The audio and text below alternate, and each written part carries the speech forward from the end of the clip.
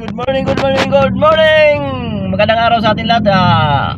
Vlog for today's, biyahe na tayo. At bago tayo bumiyahe pala, hatid ko pala yung aking anak sa kanyang trabaho. Sabay ko na rin sa kanyang pagpasok. Yan, shout out kay Ma'am Arian. Hello Ma'am. Good morning, good morning. Good morning naman din sa mga viewers dito yung bago. Mag-shout out ka muna. Shout out sa mga viewers.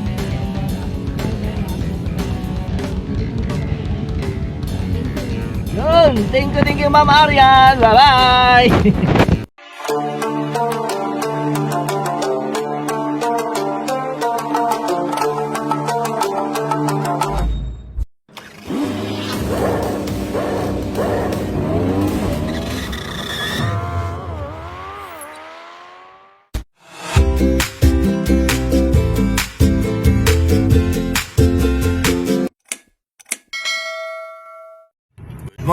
Good morning. Mapagpalang araw sa atin lahat. Vlog for today's, bibiyahe tayo ngayon sa mga king. So bago tayo bumiyahe, siyempre ihatid ko muna yung aking anak kasi tanghali na si Kuya po nagising para naman makatipid-tipid siya sa napamasahe niya kasi Quezon City lang at Malabon, so ihatid natin. Ayan, shout out kay Ma'am Arian. Shout out. Ngayon lang ulit. Nakasali sa Ayan. Kailangan natin mag-vlog para mayroon pang update si Kuya Bao. Kaya natin mag-update sa ating YouTube channel lagi sa araw-araw. Kasama ang aking anak na Ma'am. Don't forget to subscribe, ha? Yan. Tuloy lang ang pag-support. Ingat lagi. Thank you, Ma'am. So ayan, nandito na tayo ngayon sa IDSA Monumento. So ito, monumento, kailangan mag-ingat tayo dito lagi sa kahabaan ng IDSA, no? Bumabiyahe yan araw-araw kasi Kuya Bao, araw-araw na tayo nagbibiyahe. So marami tayong natuklasan dito sa INCAP, pinatupad na bagong batas ngayon ng MMDA dito sa Metro Manila. So mga ka-driver dyan, yung mga walang alam pa dito sa Manila or mga baguhan mag-drive, so mag-ingat-ingat tayo pagka dito sa kahabaan ng IDSA, no? At tandaan nyo lang lagi, number one, basta wag lang kayo mag-change lane sa alanganin na yung lugar. Tulad yan, may parating na stoplight, yan ka na stoplight yan. At itong kaliwa na yan, so dapat nakakaliwa ka lang dapat dyan. Kung diyan ka nakapwesto, so dapat kailan kakaliwa ka lang. At itong second lane, so third lane, fourth lane, kasi apat na linya yan. So dapat ang third lane, second lane, so dyan ka lang lagi stay kung malayo pa yung ipapuntahan. Kung diretso ka lang, so huwag kayong iwas sa linya. Kung ando ka naman sa first lane sa may kanan, right side, so kung kakanan ka, gawing kanan ka na lang din bago dumating ng stoplight. Kasi pagka nasa second lane ka na, saka lumipat ka ngayon ng linya sa first lane na malapit niya na sa stoplight, katulad niya malapit yan sa stoplight, so mahuhuli ka niyan. Kailangan bago ka pumasok ng stoplight, naka right side ka na para hindi ka na mag-change lane. Ayan lang ang info ni Kuya Bao sa mga baguhan driver. Kasi nabalitaan ni Kuya Bao sa aking mga pasahero, yung karamihan na nagda-drive na may mga kotse, so hindi na sila nagda-drive, nag-grab na lang sila kasi alam mo na Metro Manila, takot sila mahuli. Kasi magkano ba yung huli? First offense 5,000, second offense hanggang sa palaki ng palaki. Hindi mo pa alam kung nagkamali ka naman, violation ko na pala. So ako nga hindi ko alam kung may violation ako kasi Roas Boulevard natakpan kasi ng container van, nasundan ko siya, hindi ko napansin na is warning na pala. So baka nagkamali na rin ako doon. Hintayin na lang natin yung subpina. Pero malalaman nyo naman kung mayroon kayong violation sa INCAP. Mag-search lang kayo doon sa MMDA, may huli ako. Yan, search nyo lang doon kung mayroon kayong huli, kung may violation na kayo. MMD, may huli ako. Yan. Tsaka okay naman tong ano na to ngayon, yung patubad na batas ngayon kasi nagkaroon ng disiplina kunti yung mga driver, yung mga kapwa natin drivers, lalo ng mga motor riders, mga pasaway ng mga riders na mga kotse din, mga sasakyan. May mga pasaway pa rin na na hindi sumusunod talaga sa batas. So ngayon may kunting pagbabago na sila, katang may disiplina na. Yung hindi na sila palasingit, yung hindi na mainitin ang ulo sa kalsada kasi alam nila may violation ka na agad. Yun lang ang mga payo ni Kuya Bas sa mga kapwa drivers.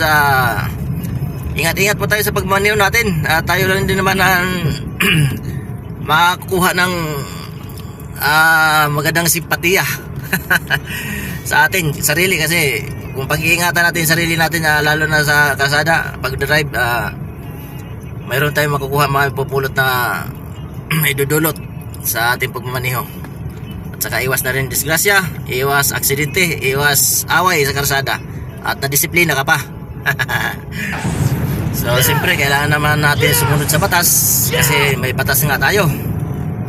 Kung wala nga naman ng batas, talagang susuwayin ng ating bansa sa mga taong mga pasaway. At yung hindi mga pasaway, nadadamay sa mga pasaway. Kaya tama lang din yung mga ganyang batas. Wala kang problema kay Kuya Bao. Pero mahal si Kuya Bao kasi ang laki ng violation. Kawawa naman yung mga nagtatrabaho sa lansangan, tapos mabayolisionan ka na. Talagang mag-ingat-ingat ka. Kung ayaw mo violationan na malaki, kung sunod-sunod na violation, so mag-ingat ka pag maniho para di ka mahuli. Yan. Kasi nasa iyo lang naman yan, nasa atin lang yan kung mahuli tayo, kasi talagang hindi tayo sumunod siguro sa batas. Kung mahuli man lang tayo, nagkaroon tayo ng violation. Yun lang, di ba? Alam mo yan. May driver. Pero ito naman, hindi naman tayo talaga perfect na sa pag-drive. Meron talaga nagkakamali. Kasi ang linya sa Maynila minsan, dalawang karsada lang, di ba? Tapos babawasan pa ng sa bike lane. Tapos nakalinya ka doon, tapos mayroon, hindi mo alam na mayroon palang ibinalik yung sa mga bikers na naapakan mo, dumaan ka doon sa bikers. So parang nakakatakot din, hindi mo alam. Tapos na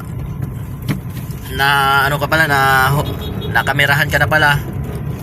Yan, tapos napadala ka na sa pina. So di ba abala pag nahuli. Tapos sabi naman nila iko-contest daw. Siyempre, di ba, iko-contest mo ngayon.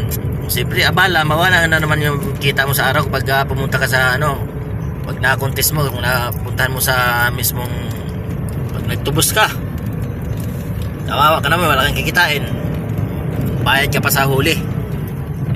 Talaga naman yung batas natin talaga, sana lahat, kasi hindi rin maganda, kasi may mga pasaway na na multicab. Tapos naalanganin ka pag minsan naalanganin ka, tapos narating ka sa stoplight na abutan ka ng warning doon. So hindi natin alam, kawawa naman yung may mga lisensya, yung mga multicab na mga pasaway na walang lisensya, ay dapat yan tinatanggalan sa karsada. Yung mga dumadaan sa highway, dami ang Commonwealth, may mga dumadaan dyan na tricycle.